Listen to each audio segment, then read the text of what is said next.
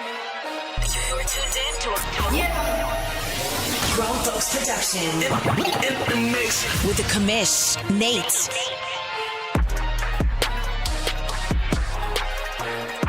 Hey now, welcome to Press Pass Live. Yep, you hear it. It is still no good with the voice, but we're doing it. We're pushing through. We're here. I got my guy Maniac. Maniac, how you doing today, buddy? I'm doing marvelous. Thank you, sir. Always fun to come on here and talk about the OMFL. I know it feels like we were just together the other day because I was a little late. So not as much to talk about, but still a lot to talk about because I think things happen so fast with the playoffs. We rarely get to look at potential nominees for award winners, and this could be a really fun time to do it. So let's dive right into it. We're going to do something a little different. I'm wearing my Neon Sports shirt here today. We're going to use our friends at Neon Sports to look through some of these things. And let's talk about weeks 14 and 15. I think I got that right. Let me make sure. Weeks 15 and 16. I had it wrong. I was off by a week, but let's pull this up. We're going to go weeks 15 and 16 and run through these games really quick. The Atlanta Falcons and Mr. Cincyberg fall to Dwayne 40-28. Dwayne, I feel like he's just flexing on people right now. Your Arizona Cardinals beat Mr. Nicehonger 38-30. A little bit of a closer game than I expected there, but your offense came out on top. Seattle Seahawks with a 28-7 victory over the Rams.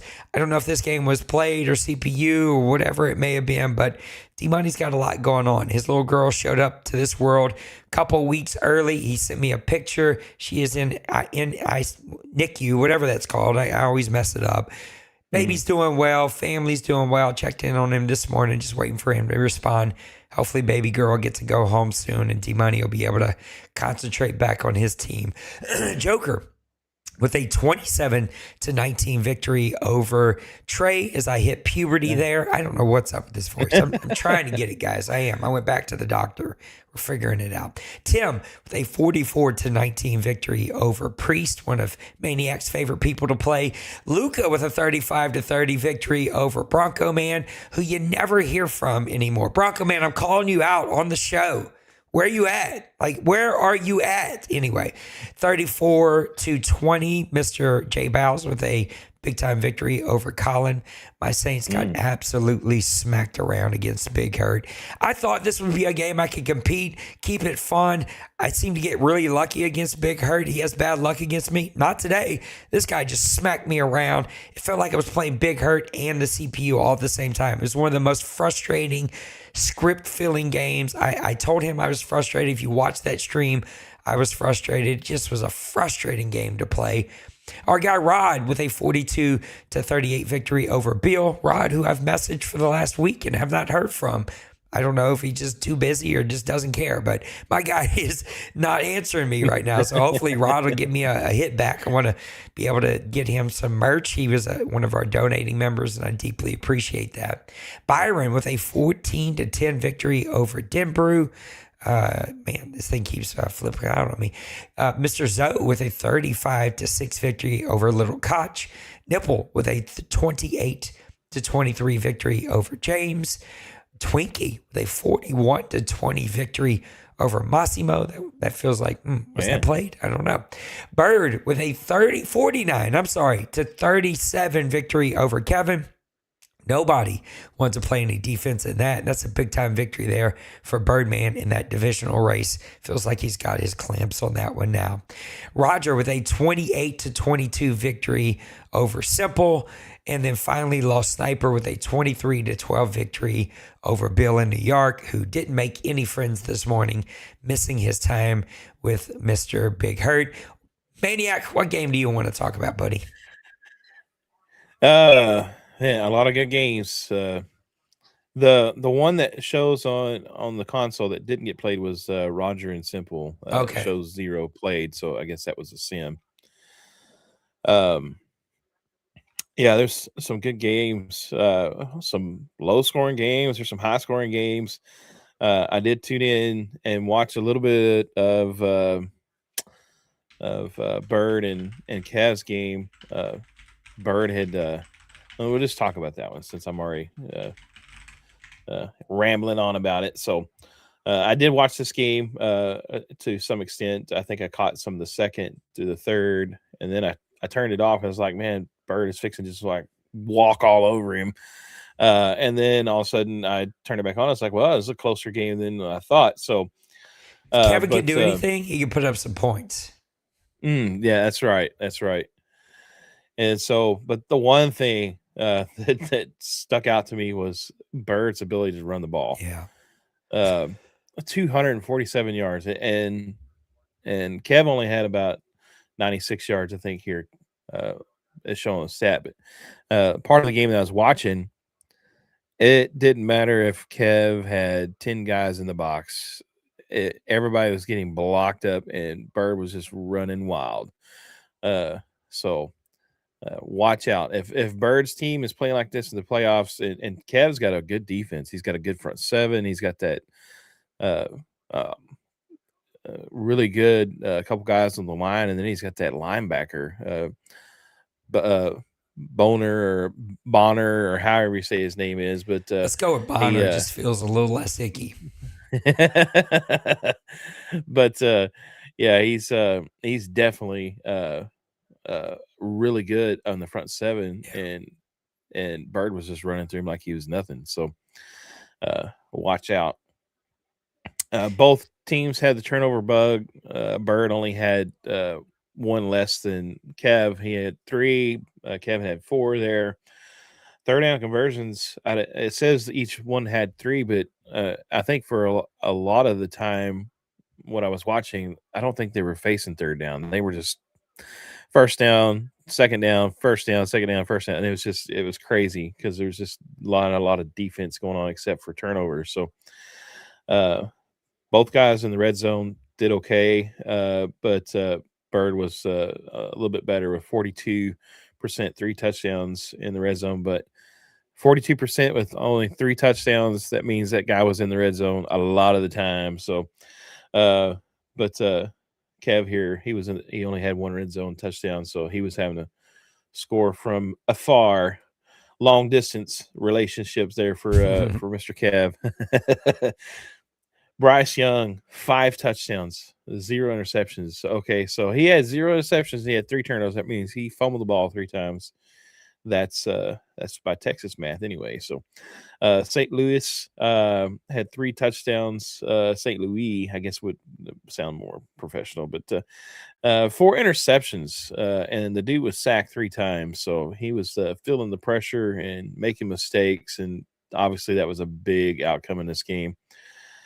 But Brooks nearly surpassing 200 yards, but just fell a little short. 193 yards rushing on 18 carries, had a touchdown. There was a fumble. Let's see who else. Young fumbled, and he's got a mysterious fumble somewhere that's not recorded. So anyway, but man, 193 yards rushing from Brooks. He was trying to shop this guy in the offseason. Yeah. And so he keeps him, and now he's just going to be all world. Probably one of the guys that's going to be vibing for one of those awards we're talking about. And the rest of the guys, they contributed here. But the one thing you look at for the Buccaneers, they could not get the running game going. They had a little sprinkling here and there, but nothing to really solidify a good balance on offense. Brooks also helping in the receiving category, 2 receptions, 110 yards, and a touchdown. So Brooks is just getting it done in all phases. Francisco, 5 receptions, 109 yards, and a touchdown for the Tampa Bay Bucks. Leggett, 2 touchdowns on 4 catches. McMillan, touchdown, 4 catches. Palmer getting 4 catches, only 40 yards, but 2 touchdowns. So he's a red zone, outside the red zone area. Probably did a good job for him there, but nothing really to help establish his offense. And then on the defensive side, we'll look at see who made the contributions here. Abbey, 3 tackles for a loss.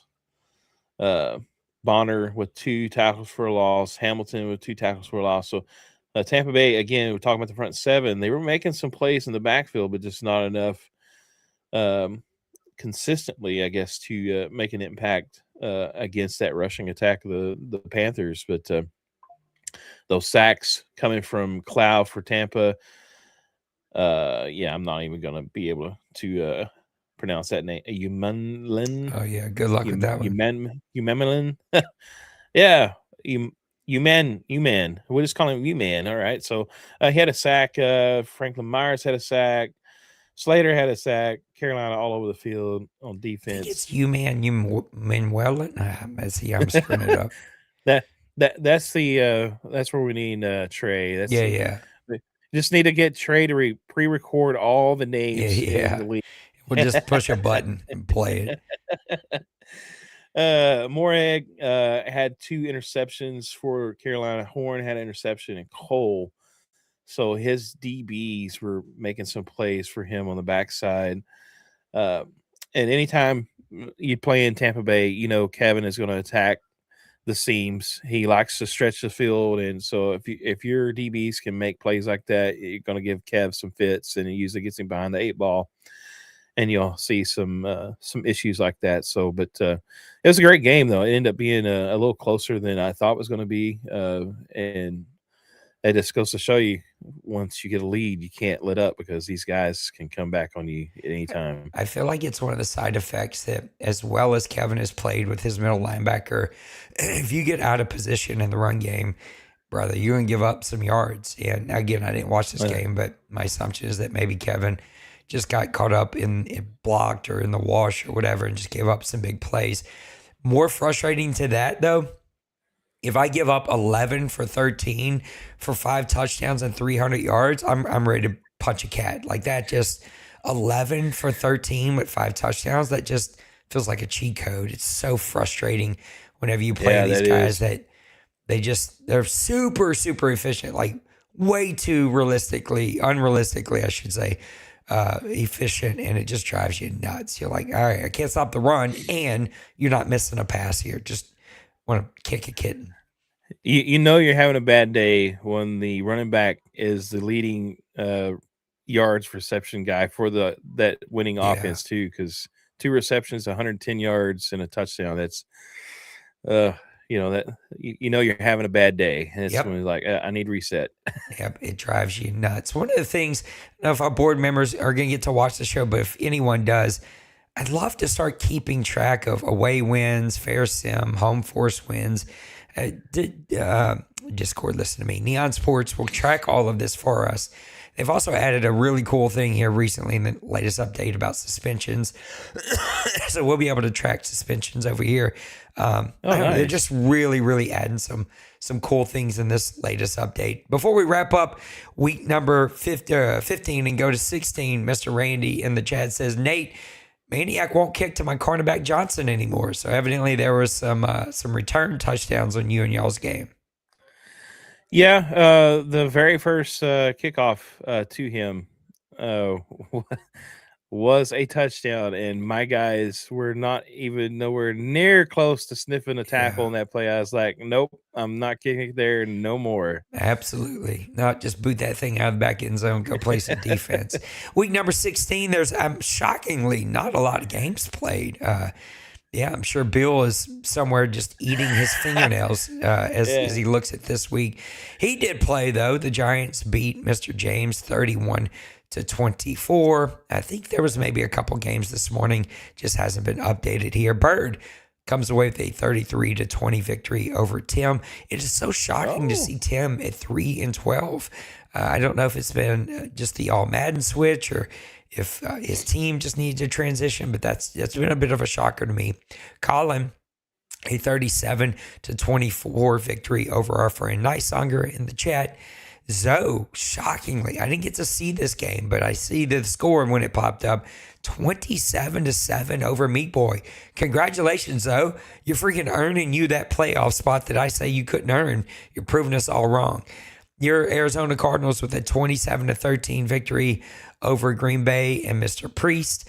Lost Sniper with a 34-29 victory over Cincyberg, who We can't prove it, but I'm going to say it. Full tank mode. We are full tank mode over here. There's no way that Cincyburg, in any stretch of the imagination, is a 4-win team with that team. We are not trying to win games. You may not be trying to lose them, but you're not trying to win them. Maniac in the few games that have been played. What up, Johnny Bows? What up, Kev? What do we want to talk about? Well, there's one that hasn't been updated there on the Discord yet.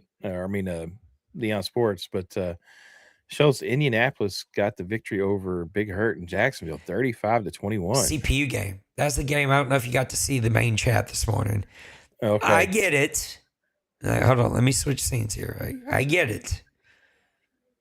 Super frustrating. Bill in New York, if you watch the show, not acceptable, brother. We're all adults. We're all tired. Twinkie, love you. But I'm going to call you out from last night. Twinkie and I had a time set up. I moved my schedule around to work around with the wife and everything. I was going to play Twinkie, and he tapped out because he's tired. We're all tired, brothers and sisters in Christ. All of us are tired. We all have multiple things going on. Like, you're not the only one sleepy. Guess what? You play Madden sleepy because you signed up for this. If you set a time, you wake up. Like, it's just not acceptable. It happens. I get it. So I ain't here to say like it never happens, but like it's just not acceptable. And people have the right to be upset equally, because you can't go in chat and say the things you said in chat, like even the vague slap shots at people. Just not our culture here. It's not the vibe here. Things happen. Move on. It's just a game. Maniac, I think, did this in the deuce, and I've stole it from him. Just play offense only. If you got to play the CPU, just play offense only. It's way easier than trying to play the whole game. Just go play offense only. It's half the time. It's way easier. You'll get the win. Move on with your life. And that's the thing. But anyway, in the main chat this morning, Big Hurt did some calling out. He was frustrated. I get it. He has a right to be, but we don't call people out in chat. Go vent that in with me in a DM or whatever. But yeah, that was he was forced to play the CPU and didn't go so well for him. Yeah, I missed that, and my bad. So, what up, Zoe? Well, good morning. Yeah, there was Battle New York. I think that was kind of interesting there with Bill and James. I always get, every time I see his gamer tag, keep it squatchy. I was like, who is that? I was like, oh, James. So I struggle with simple. I don't know why. I just do. Yeah, his is like something Matt Rat or whatever. I don't know, something different. But anyway, Minnesota, I have to give him some props. He's been playing some of the tougher teams, the playoff teams, really close here as of late. So maybe that's something to build off of into next season. The one I want to talk about, and it's Zoe and the Seahawks here. Super impressive. Yeah. And so we're just getting off. In fact, this is just a week removed where the Seahawks beat the Rams, I think, with a very similar score. I think 27-7 or something like that. Something very similar. And then he turns around and he kind of has the same thing happen to him. The thing that I've want to say with Zoe, his rushing defense, the last game he played me, he shut down my rushing attack. I couldn't get anything done. Meek Boy has been really good at running the ball with his running back, Walker. And Walker, yeah. And I have him on my fantasy team, and it's so I was hoping Walker would get some yards here, but he had 54 yards rushing. So San Francisco has figured out something on his rushing defense, and he's been shutting it down. I struggled with him. I think the last game I played, I think only had like 60 or 70 yards rushing, very limited. And it's definitely frustrating for the offensive guy if you're used to running the ball and running effectively, and all of a sudden you come up against that and you just get shut down. It's like it messes with your mind completely. And it looks like that's kind of what happened here with the Seahawks and the 49ers. 27-7 though victory. You can see there the breakdown of what was scored each quarter, the 49ers just had their way the entire way. 177 yards rushing for the 49ers. So equally, they have found their rushing attack as well. So when you're able to shut down the run and run the ball, that's a recipe for wins. He's been very efficient throwing the ball too with his quarterback Brock Purdy. Purdy is not the most sexy quarterback for anybody to have, but he's been very efficient with him because I know Roger would be kicking this dude to the curb as immediately as if it's on his team because he's only got like 85 throw power or something. So Roger's like, no, he no good for me. So he's going to the curb. I would cut him the second I took that team. Exactly. So, but first downs, man, very efficient on first downs. 13 for the 49ers, only 8 for the Seahawks. Looking at the turnovers, 0 turnovers for the 49ers, 4 for the Seahawks. So that is a big stat there in that game. Red zone efficiency. This is a stat that's going to blow my mind. The red zone opportunities for the Seahawks, 0. They didn't even sniff the ball in the red zone for the Seahawks. That is crazy because there is 0%, 0 touchdowns, 0 field goals. And so that is an impressive stat there. To keep them out of even in the red zone is even more impressive. 4 interceptions for Wilcox. The young quarterback had been showing some promise, and it looks like even Meek Boy had benched him for Milroe. He was 5 of 13, 38%. So he was not getting it done. Purdy, 11 of 15, a touchdown, 0 interceptions. Just not setting the world on fire, but he was very efficient and didn't turn over the ball. Rushing attack, James, he had 6 for 87 and a touchdown. McCaffrey, the old man McCaffrey, still getting it done. 14 for 74 and a touchdown. Walker, 10 for 27 yards. Absolutely, that's got to drive you insane if you're Meek Boy there. His quarterback nearly had more rushing yards with 3 for 16. Just couldn't get anything going on the ground. And that also caused him to have some problems throwing the ball as well. 3 receptions, 70 yards for Tyson. And I've had this guy go off on me and score 3 touchdowns for like almost 200 yards receiving. So big stat there. And it looks like I was just trying to look at the leading receiver for the 49ers was Ayuk with 3 for 59, no touchdowns. The touchdown went to Lee Anthony Matthews, first year guy, 6'5", 267-pound tight end. He got 1 catch for 25 yards and a touchdown. So this game was all defense for the 49ers. So let's see what happened there on defense. Warner with 2 tackles for a loss. Orton Jones for the Seahawks had a tackle for a loss. The lone sack going to the Seahawks with Riviera. He had the 1 sack. And then interceptions. Saint Justy, I guess he had 1. Trey. Stanford. And Trey. It's like every time that comes up, you're going to have like a Trey button. Trey. Yeah. Pronounce it this way. Stanford with 1. Thompson. He uses this guy playing Zoe now several times. He uses this guy and does phenomenal with him. I think he's probably you're probably the best in my book. I still think you're the best safety user right now in the league, but he's a close second, Zoe, because he can make you think you got something open and he takes it away. And then Silas also first year guy for him getting interception, but I know it's usually we talk about the close game. This is not the close game, and Meek, no shade throw to you, man, but you ran up against a buzzsaw that is the 49ers right now that are just on fire. Weird game. Only 140 passing yards was your leading passing for the game for Zoe. Only 1 passing touchdown combined.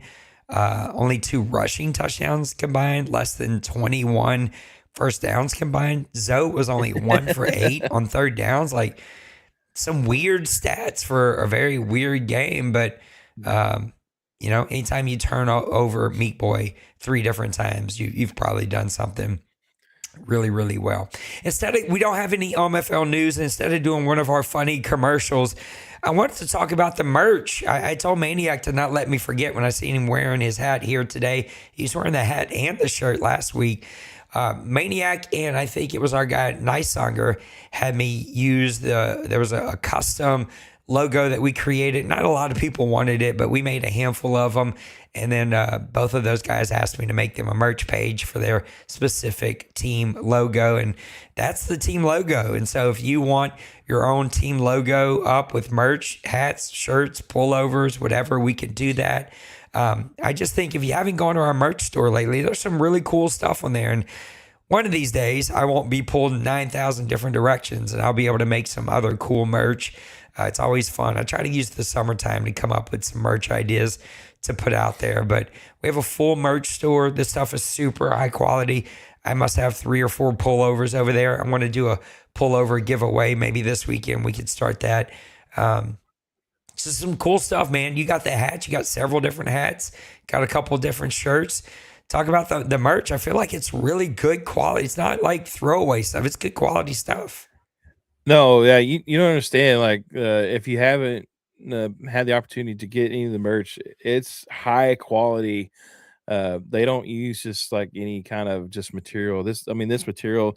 In fact, these are like some of the most comfortable caps I'm a cap man, and I have bought some very expensive caps from Hat World and different things that we have around here. Um, and I would by far throw the money down to buy one of these because they are just comfortable. And then the quality of the logo, obviously it's not embroidered, but the quality of the logo that's put on there is absolutely nice for any uh, I guess screen print, I guess is Yeah. what it's called. Most of the time, anytime I've ever bought a screen print, and we have a couple of local places here that I've bought some merchandise from, within the first year, it's all peeling off, and I have not seen any of this stuff. The logos and stuff have any kind of weathering or stress cracks or anything. It's very high quality. And then all the other little merchandise things I've got from the even the stickers and stuff that you don't understand like how quality the stickers are as well. So just different things that I've seen from there. One of these days I'm gonna get me a phone cover for my phone Yeah, yeah. I think from there. Nicesonger got the computer mat or the mouse pad or whatever it was, and sent me a picture. It was really cool. Yeah, and so like I said, I'm a hat guy, cap guy, whatever, and I've got to cover up my bald spot, somehow. But um, yeah, I would if I'm going to buy a cap, I'm going to buy something that's high quality Yeah, because man, I've bought some things and they have not lasted, but these I've got the Deuce cap. I need to get me another one, but because I've actually used that because it's so comfortable, I forget it's on my head. So I've worked in it, and then of course you work in stuff. It starts eventually it starts fading, yeah, but um, the material is still completely intact. It's still comfortable. It's great quality stuff, man. So I would definitely throw down some bucks to buy this. And like I said, the logos that you do, um, I don't know if you can see this one or not, but it's got the Arizona Cardinal logo, and it's kind of hard to pick until you get up close. You can actually see the logo. But I was showing my dad the other day, and he's like, That's really neat," I showed my T-shirt. The T-shirt also has a larger logo, so it's easier to depict the cardinal in it. He's like, but where's the Cowboys? So I may have to purchase him a Cowboys one. Yeah, we'll have to put up a Cowboys page. Dwayne and Pooty and I all have the coffee cups too. It's I think there's only been one thing I've gotten there that faded. I got one of my like 3 shirts I've had faded, but the rest of my stuff's been really good quality. And it's all reasonably priced. It's not super expensive as compared to other stuff, and it's all custom. Yeah, and if you have an idea of something you want, we could do player cutouts. We can do almost anything. You just got to tell me what you want, and we can make you a merch store. Maniac, let's talk about some. Sorry, making sure I'm pressing the wrong button here. Let's talk about some possible award-winning nominees here. This is our stats leader page. We'll talk offensive player of the year, defensive player of the year, rookie offense, rookie defense, coach of the year, owner of the year, and we're just talking about nominees. Who are people that we think will be up for nominee? With that, of course, Law Sniper leads that for us. Right now, Michael Penix is leading the league in yards and touchdowns, or maybe not touchdowns. I forget exactly how this does. I think it's yards, 4,467. Our touchdown leader is going to be, if we can get it to load here, it's taking a long time to load today. I don't know why. I noticed that a while ago. Dwayne said coffee cup, still in great condition. T-shirt looks good. Jana loves the sweatshirt she has. Justin Herbert leading the league in touchdowns. Michael Penix right behind him. Looking at the rushing yards leader, Trey Benson, your guy, leading the lead with 1,681 yards. Your touchdown leader is also Trey Benson with 23 touchdowns right behind him. Tuden with 20. What a weird name. Sorry. Mr. Thornton is leading the league in yards, 1,799 yards. Look, I always wish it was receptions, but I get why they do yards. Your touchdown leader is a tight end, one of Maniac's favorite people to play, the Green Bay Packers, also tied with Deontay Thornton with 18 touchdowns. Who's going to be your offensive player of the year? And don't do some humble, weird stuff. Definitely talk about Trey Benson because he's going to be high on my list. I think Trey Benson is going to be getting some votes. He's going to be up there. I think for quarterbacks, you'll always have at least one guy. I don't know if it's going to be Michael Penix, and because of his team's losing record and his interceptions are pretty low. I think if we hit interceptions, he's like top 10 in interceptions.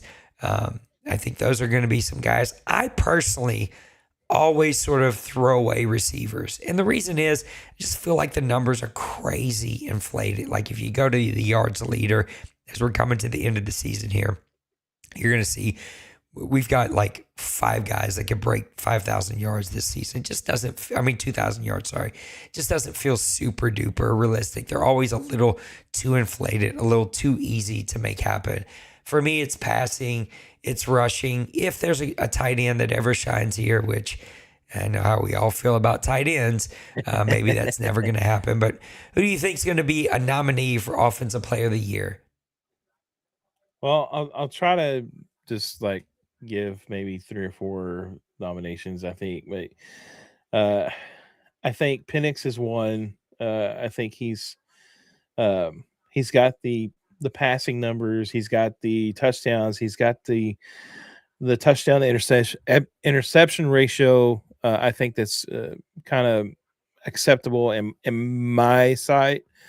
I know when you start looking at some guys like Herbert, yeah, he's got 42, but he's also got 39 interceptions, so he's flinging the ball no matter what, of course. I was thinking it's Chargers, and I was thinking like Trey, but I just played him, so and I didn't even realize it was Herbert. But yeah, so he's just throwing the ball wherever.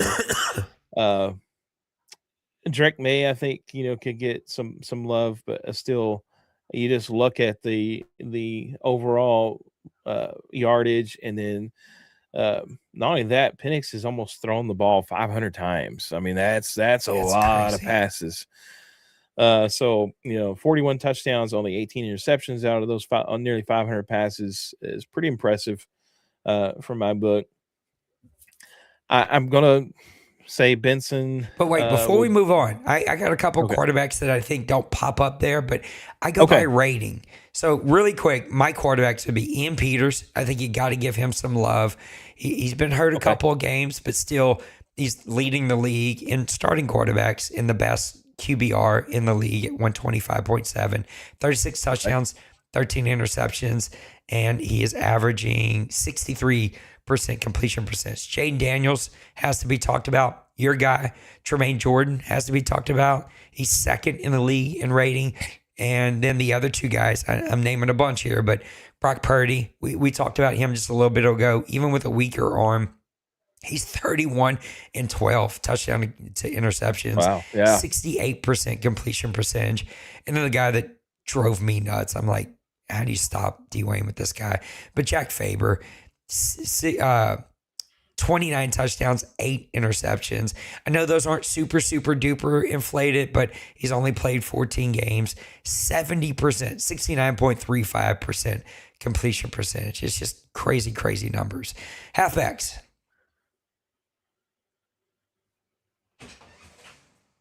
I missed you. I was going to say halfbacks. You were talking about halfbacks before I Oh, interrupted you. yeah, halfbacks. I must.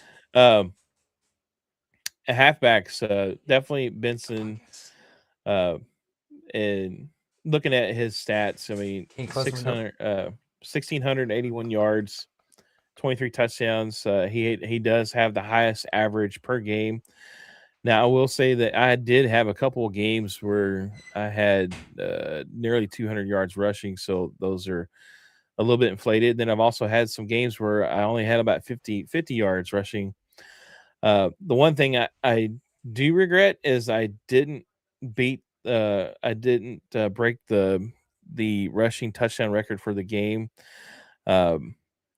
He had 5 rushing touchdowns in one game, and I had an opportunity to break it. And when it was still within, but I put in my backup, and so I didn't break the record. I had a chance to break the record. I could have had 6 touchdowns rushing in one game with Benson, but I didn't break the record. I just tied it. So, Tootin, he is a guy we've saw the last 2 or 3 seasons now. He's been one of the top rushing guys, one of the top fantasy guys. He's got to be within here the talks for offensive player of the year. He's also one of the only 3 running backs that have averaged over 100 yards rushing a game with 106. And then, of course, then you got McMillan with Dwayne. He's only actually had 173 attempts with him, and he's within. Yeah, that guy's crazy. Yeah, 100 yards of being the rushing leader right now. So his average yards per carry 8.8 would be the tops for as any kind of starting running back in the league. So that is insane. Anytime you hand it off to this guy, it's nearly a first down. So that's the way to play football right there. So we'll call that the Dwayne school of running the ball. Run it for a first down every time you hand it off. That's just the way to go. And there's others that could be mentioned. I mean, you got Meekins from the Commanders. He's kind of, within 16 touchdowns on the year. Didn't have the yardage, and he's lacking, I think, the yards per game here, the average wise. Graham is another one from the Ravens. He's got 18 touchdowns. He's still pissed off I didn't draft him. I was taking him that next pick. The pick before me, he grabbed him. Still mad about that. I played him, I think the 3rd or 4th week of the season. He ran all over me with this dude. I was like, man, where did he get this guy from? So, yeah, he is a force to reckon with there as well. So, I mean, there's a lot that, there's a lot of guys that's actually got 15, 14 touchdowns rushing. But when you look at the scheme of things, I think there's a kind of a 3 man race there for the rushing champion, and then also to be included in the offensive top guy from the league. Anybody in the receivers? I don't know how you feel about receivers. Also, wife just walked in from her pedicure. It's her birthday today, and gave me the full on stank eye. And so we may Like, have to put our what go-go are gadget you boots. doing? Yeah, she's exactly what she said. And then I said, I'm doing a podcast. And then she left my door open and walked off. So we may have to hit our go-go gadget boots to get through the rest of this. Okay, Anything about the receivers? Just because I feel that way about receivers doesn't mean anybody else has to. I kind of have the same view. I just who was it in the chat the other day talking about Collins' school of Yeah. spamming wide receivers Bill. or whatever. Bill, yeah. So Such a happy soul, you know how he is. I think it is kind of easy sometimes, which I mean I don't know. I can't ever to really force myself to spam receivers. I always seem to when I look at my stats after a game, I have it spread out all over the roster. Like my fourth and fifth, sixth guy always either has a catch, for there has been a couple times my top guys gotten the most looks, but I think one guy you have to look at though is Thornton, because he's got 18 touchdowns, and he is by far I think the receiver so far this season that I've just watched. I played him before last season. I've watched his games. When he needs something, he throws it to Thornton, and somehow, some way, in triple coverage, he will come down with the ball. Yeah. Like I said, I think he's the closest thing we have to Calvin Johnson so far that we saw from a Madden league in a while. So he definitely has to have some thought process in that system, though. Mr. Dwayne said running back Benson. This stupid thing keeps auto scrolling down. Let me turn that off real quick. Running back Benson, quarterback Jordan, or running back Tootin or his guys. Cincyberg says he throws to one guy, Maniac. I throw to two. That's right, but you also have 4 wins as you tank mode for a high draft pick. All right, let's talk about rookies on the offense. I got the stats up. Anybody here that you think offensive rookie of the year? Who are your kind of top guys? I think you gotta, look at. Geez, I don't even know who to kind of pay attention here. The Trey does really well, but he has thrown a lot of interceptions. Rookies do that. Got to look at Seattle with Brett Wilcox. I know he had a tough game this past week, but 34-17 with a rookie is pretty impressive. Your rushing leaders, you got a couple of 1,000-yard running backs. Matthew Meekins for Rod in the Washington Commanders. Powers for Colin. And then, you know how you and I both feel about receivers, even rookie receivers. But you can kind of see what's happening there. Goldstein for Houston, Swell for Atlanta, super spammy. Hitchcock for the Giants, Atkins for Green Bay. So who are your rookie guys that you think we should be considering for awards, offensive rookie of the year? I think if I just had to pick somebody and a couple guys to go head to head on, I think Meekins from the Commanders. I mean, he's we talking about he's got over 1,000 yards, 16 touchdowns. That's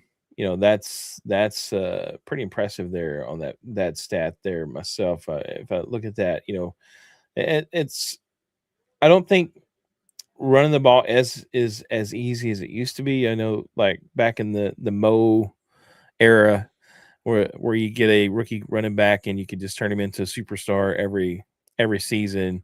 I don't think we're quite there at that point in this Madden. I think that's kind of shifted over to the wide receiver aspect the last couple of Maddens. But Meekins, 16 touchdowns, his average 5 yards. I don't know what his O-line looks like. I do know that he had, from his Super Bowl run, he had several guys that retired or switched. So I don't know what his actual O-line situation looks like, but he's already got over 1,000 yards on 216 carries. And so I think he puts himself right at the top. And then I think on quarterback, there's several guys that have had some pretty decent numbers. And I think except for the last game, Brett Wilcox, I think, was having a really phenomenal year, and I don't think you can just throw that underneath the bus just because of the one bad game. But I think he's been probably the more consistent quarterback rookie so far this season. 34 touchdowns, 17 interceptions, 65% completion, and he's averaging about 150 yards passing per game. So, and he's got a QB rating of 104.7. That still puts him like in the top 10 to 12 of the league. So I think those are your two front runners, in my opinion. Yeah, Meekins and Wilcox are my guys. Looking at the Sewell for Atlanta, since he's in the chat, 123 receptions. That's grosser than a Diddy party. I just can't. I just can't with you guys in the spammy receiver stuff. And I'm the guy who says I don't think you can spam a receiver. Stop it. But like, that's gross. Anyway, let's talk about defense real quick, and then we'll talk about defensive rookie of the year. We got the leaders up here. Well, let's actually come over here. We'll use this one. We're going to move this to 50 per. Your tackle leaders right now are Cashman for the Minnesota Vikings. Your sack leaders are going to be Green for Baltimore. He's got 20 and a half, by far leading the entire league in that. And then finally, your interception leaders are going to be Bonner for Tampa Bay. He's doing such a great job with him, Mike Linebacker. Who are your defensive rookie of the years that you think you're going to be up there for nominee? Like, how on earth does Green have 20 sacks? Oh, my Lord. He is by far the lead. There's nobody even close. Yeah, I mean, like, he is up there, and he's getting after the quarterback. Cashman is impressive. If you look at the player card on this guy, he is nothing spectacular. He's like 79 overall, which he's got a morale -2, so he'd be 81 overall. He's 31. He's not got like complete like sexy stats on his attributes or nothing. So I I think he's using this guy. So, but I mean, top not using there for nice honor to have this guy be in the tackle solo tackle leader in the league. Orchard, he's got 54.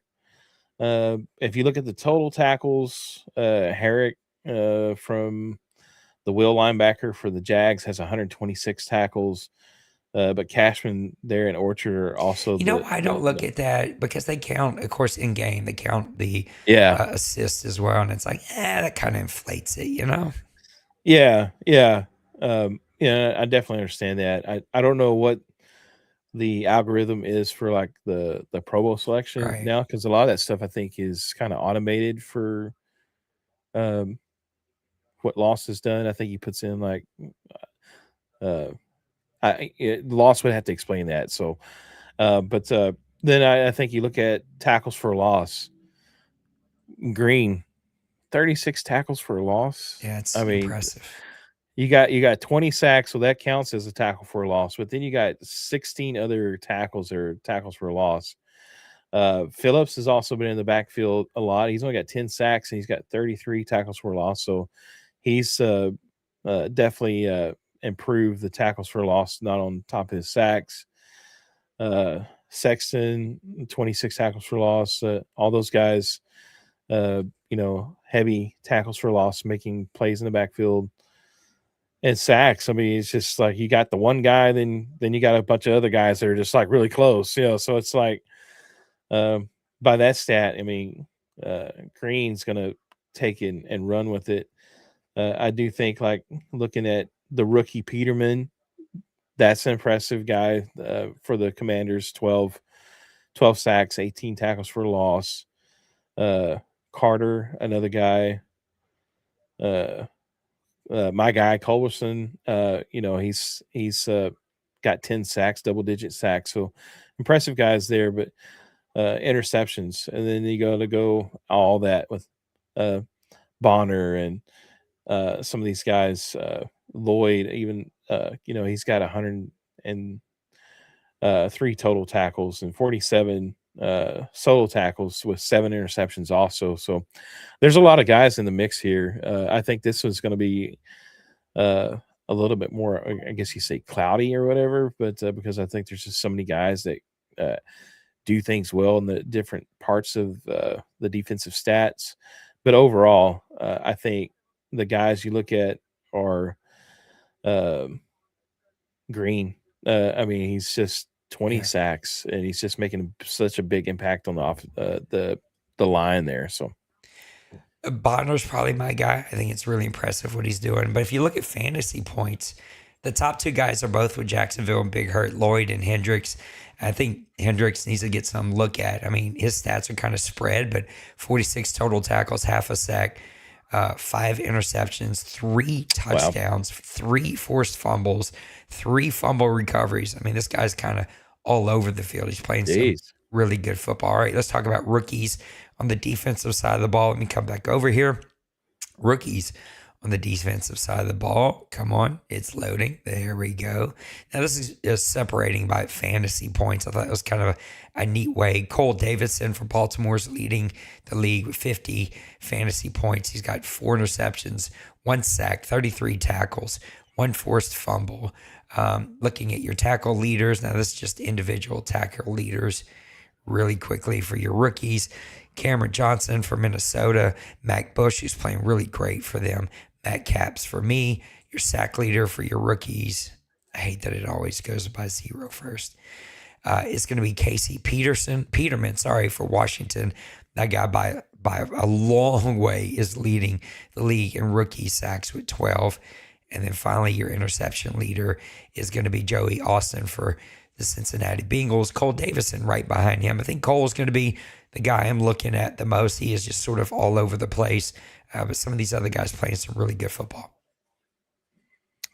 Yeah, and of course I'm on the console, so I'm like kind of scrolling through these guys. I think it's really hard on console. I wish there was a rookie only option. Yeah, it would be nice if they added that. I think just like for time's sake, like the guy from the Commanders. I mean, having a phenomenal rookie season with 10 plus sacks. I think those are stats that are important for me, because they're impact plays, and so he's making impact even as a rookie, and he's just going to get better. The Cameron Johnson dude, he hasn't made any impact plays on defense. Now, he did have the kickoff return against me, so that's the reason why I didn't kick it to him no more. But he's definitely a guy I think is going to blossom and be really good. I think there was one other guy that I just stumbled across as I was scrolling, and now I lost him. But I think the Cole Davison from the Ravens, he's rookie middle linebacker from TCU.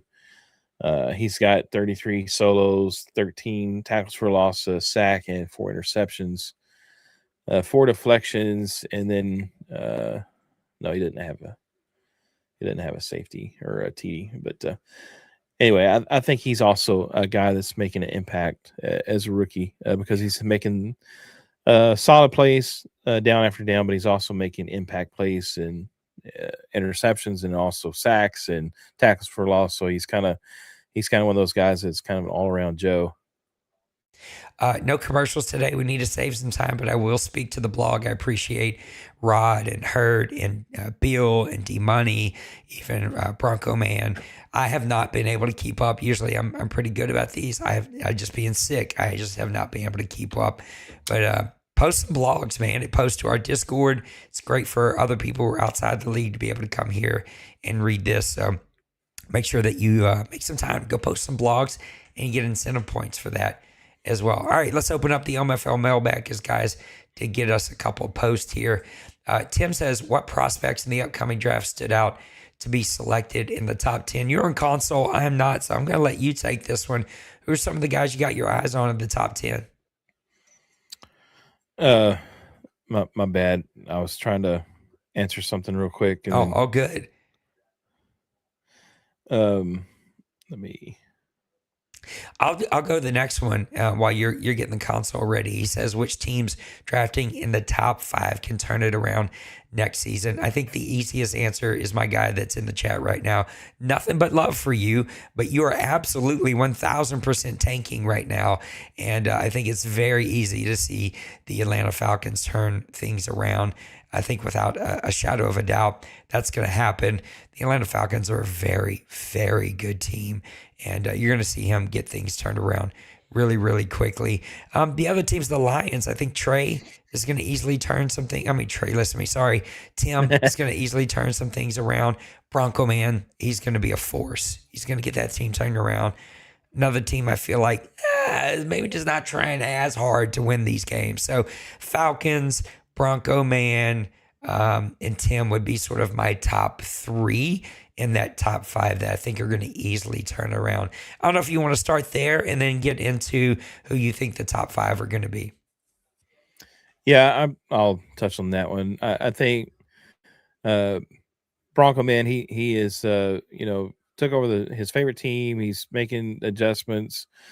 I know he's still dealing with real life situation of still having a new kid in Yeah. his life too as well. So taking switching a team that you had ready built for OMFL bowls to taking your favorite team, but they're not built for your style, and then having all that stuff going on. I think that's kind of played a part in it too. But uh, I think he made the moves. He got some draft capital to help him rebuild, and I think that he'll turn it around. I don't know if he's going to be straight up ready to compete for an OMFO Bowl, but I think he's going to be a playoff contender next season. Tim, I think he has potential. The only problem I think Tim has, and I say this very lovingly, I guess, is he's with his favorite team, and I think he Yeah. has a problem like I do. Sometimes he holds on to the guys longer uh, than he should because they are just a part of his team. But that is something you have to deal with. On a personal note, taking on your favorite team, you just gotta sometimes make those tough choices. Uh, but uh, but I think he could, and obviously Cincyberg. I think just like with D Money last season, he had the first overall pick. I think because he had only 3 wins, 2 wins, and then since he's got a top 5 pick here, definitely I think he'll turn this around. He'll be competing and Yes, he. probably giving Bird a headache. So that's a good thing though. Bird always needs a headache though. Top 5 rookies that you think will go. Top 5 rookies. So with my limited scouting that I have, I think we need to bring in Roger on this segment. Yeah, yeah. But I do think you're going to see offensive linemen be some of the more top talent. I think, especially like around your left tackles, your tackle area. I think there's strong candidates for your tackles in this draft, and I think if you notice, like a lot of the guys that are having success, uh, I want to say, like if you look at D Money and Dwayne and some of these guys, if you look at their offensive line, most of them are all 85 plus ish in that range, and they all either have a couple guys that have uh, I don't want to say like offensive line abilities are like important, but I think they do play a factor. And so I think if you look at these guys, so they have a couple of guys that are able to give an ability on the offensive line, and I do think that plays some role into helping guys win. So, but I think Perriman, um, I think he's a guy that's going to be a top guy. Just for the simple fact, I think somebody within probably around the 5th pick, I think is probably going to take this guy and look at him like he's going to be a beast, and he will be a beast. Um, But if you know the league, guys always go for the sexy picks or whatever. I think cornerback is going to be another one that's going to be like low rated. Uh, I don't think there's like any like true superstars, but I think there is some guys in here that can help. And I think you look at Macbeth. I think from some of the things that I've seen from him on his ratings, I think he's going to be one that's going to make an impact. Um, but I think where you see a lot of guys really do well is when they start drafting like linebackers. They take these linebackers. I don't know if there's any that anyway, it's top 5 talent.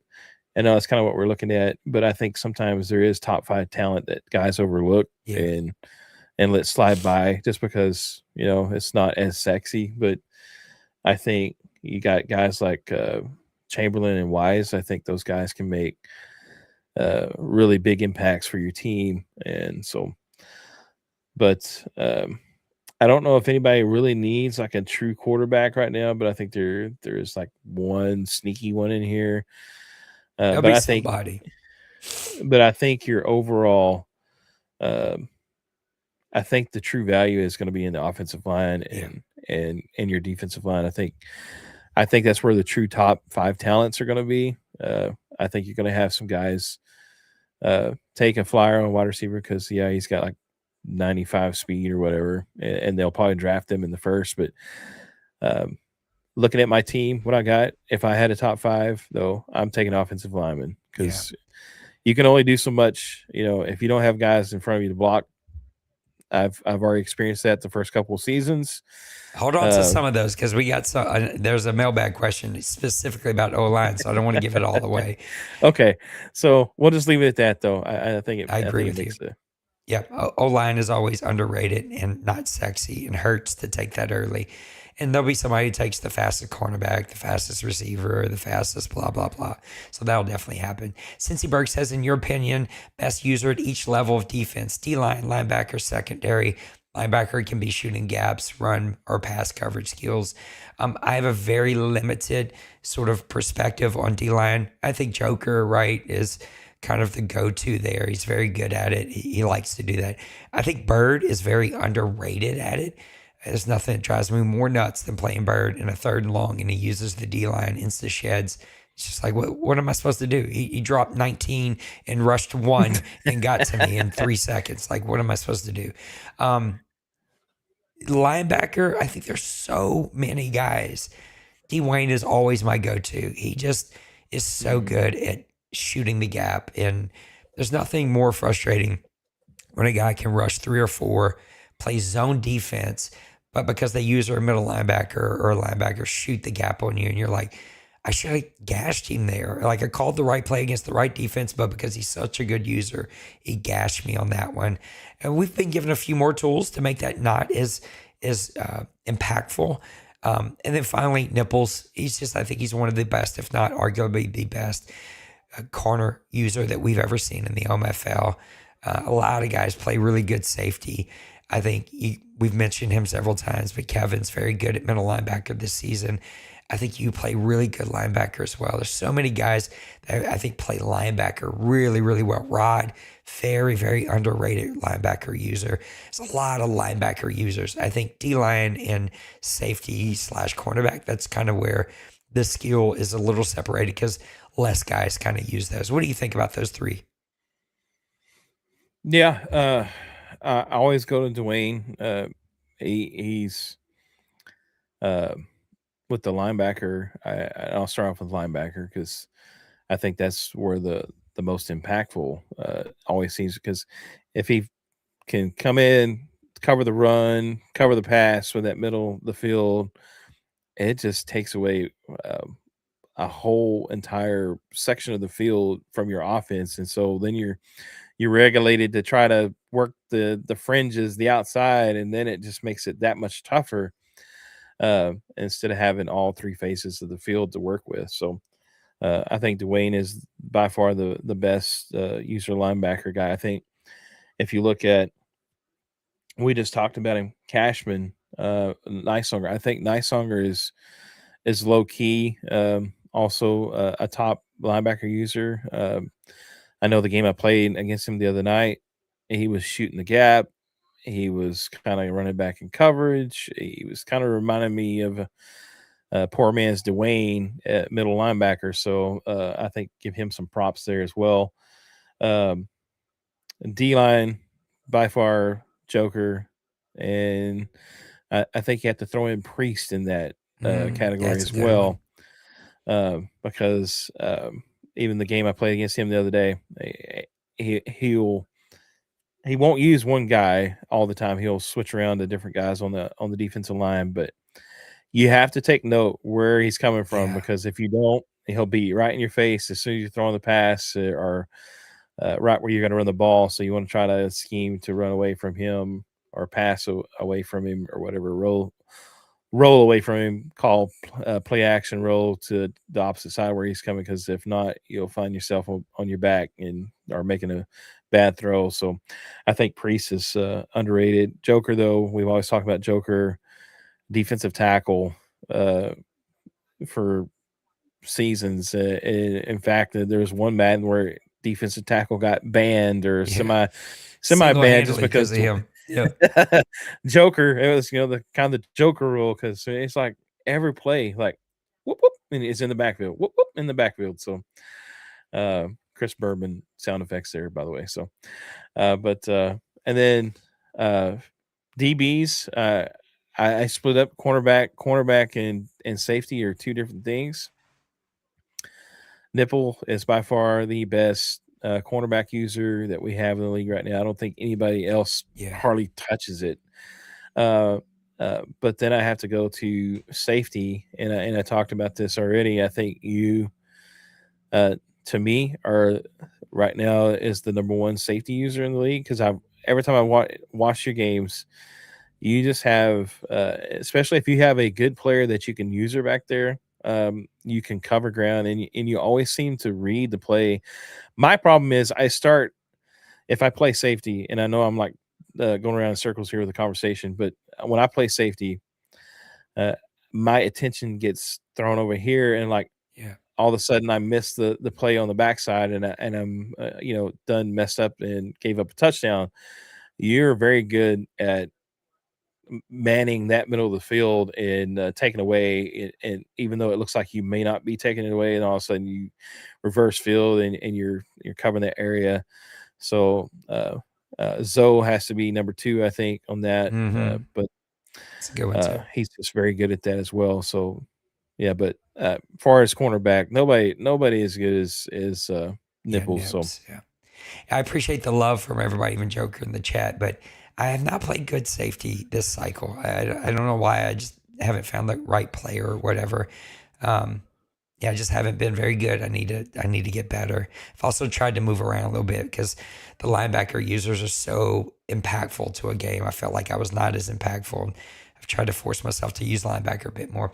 Cincy Berg says, do you think offensive linemen are more impactful in the first season of all Madden? My easy go-to answer is yes.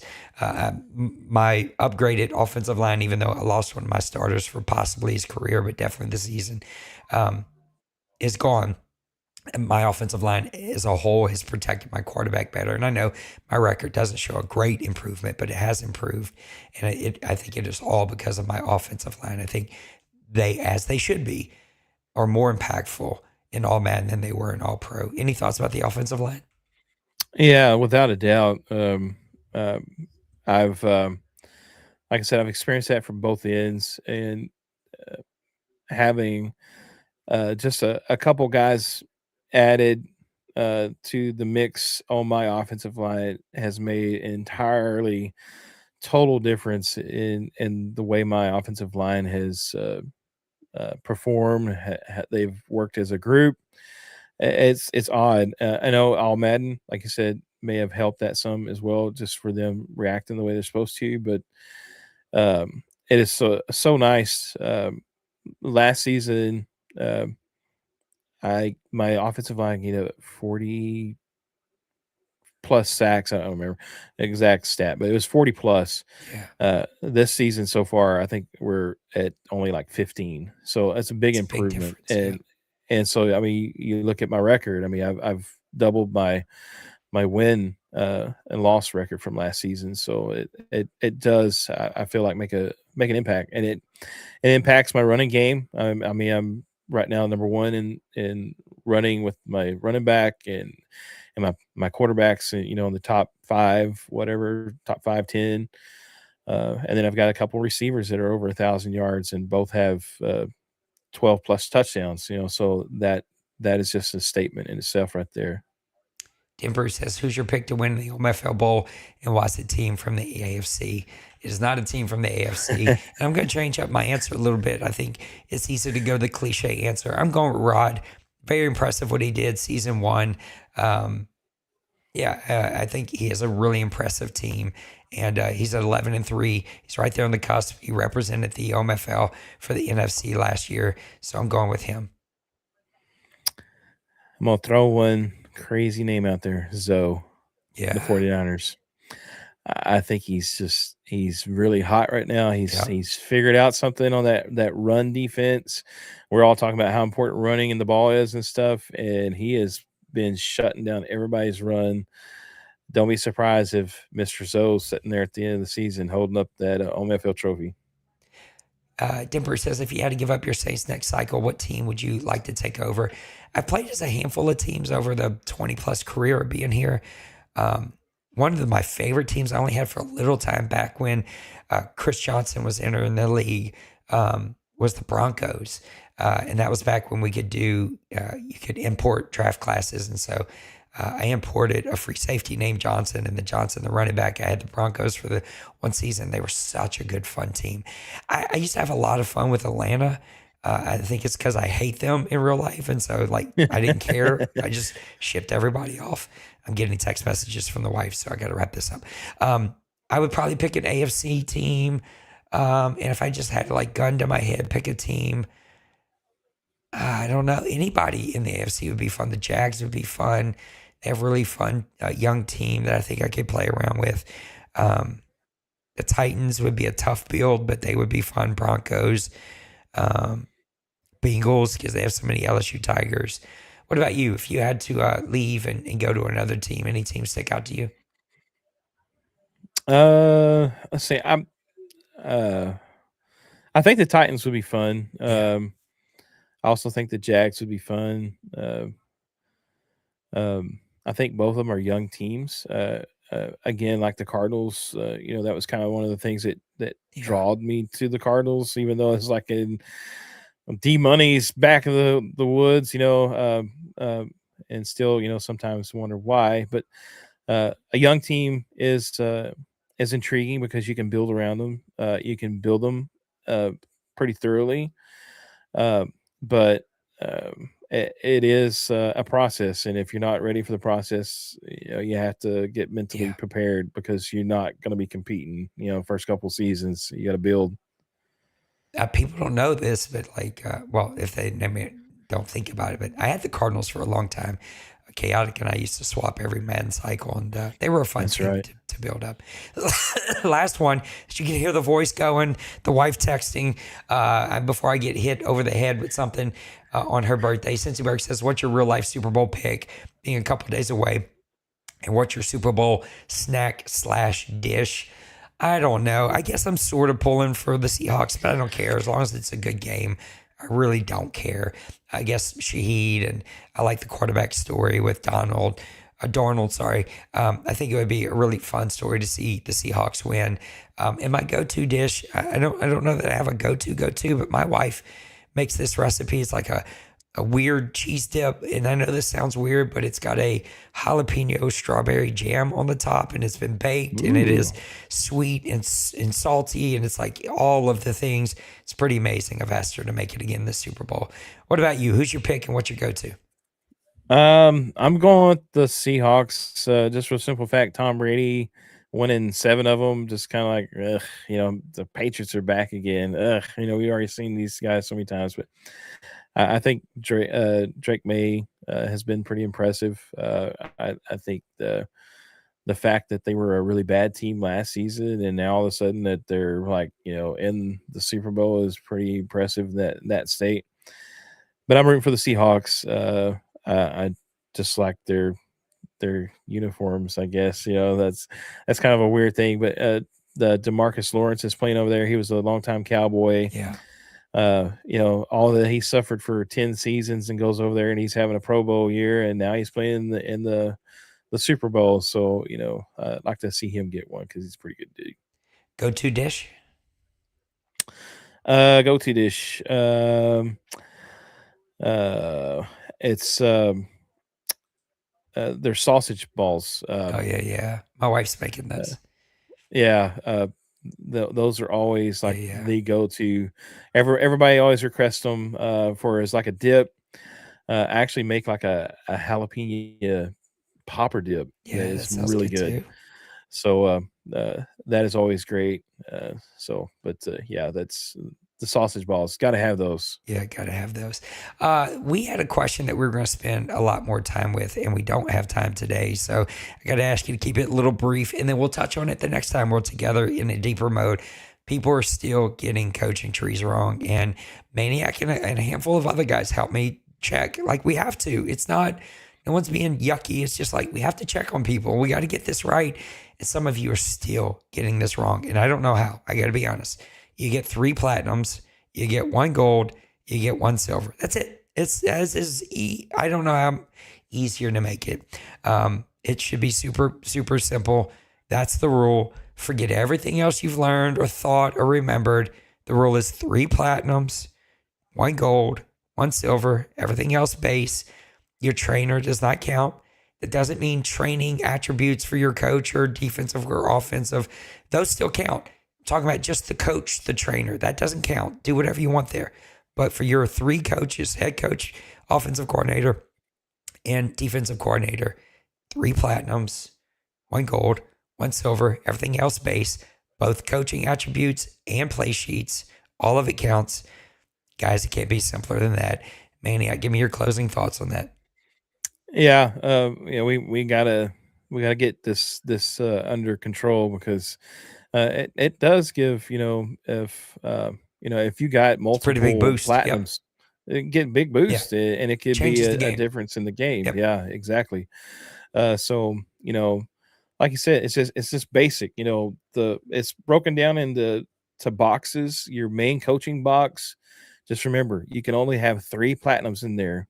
And then, if you want to use your gold for play sheets or whatever and your silver play sheets, and then the rest of those in that box have to be the base. Like, you can't do anything else with that. So, but if you want, my thing is most of the time, I use all that I can use in my coaching area, and then my play sheets I just put bronze, because either it gives you like couple extra blitzes or a couple extra different plays on offense, and then it keeps it simple for me. Keep it simple, stupid. That's Dwayne's favorite term there. So, and then your trainers, like you said, that's the separate little box over there on the far right.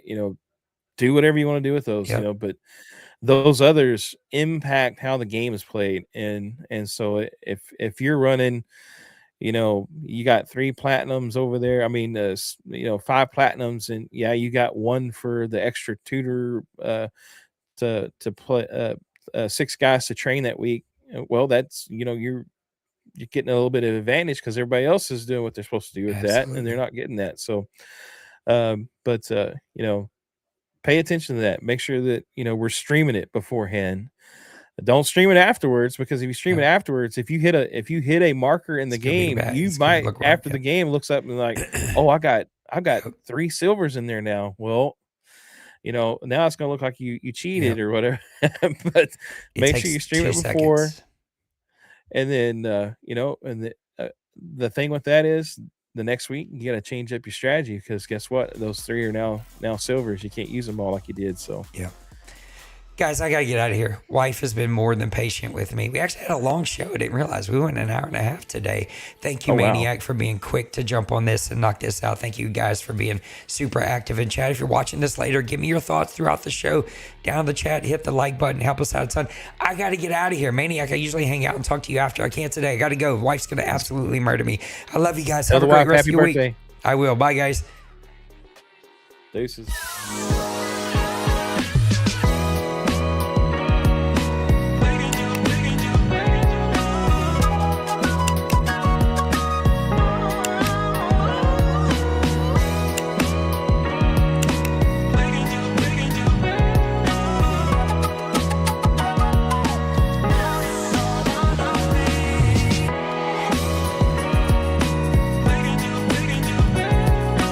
Yeah. Smash that like and subscribe.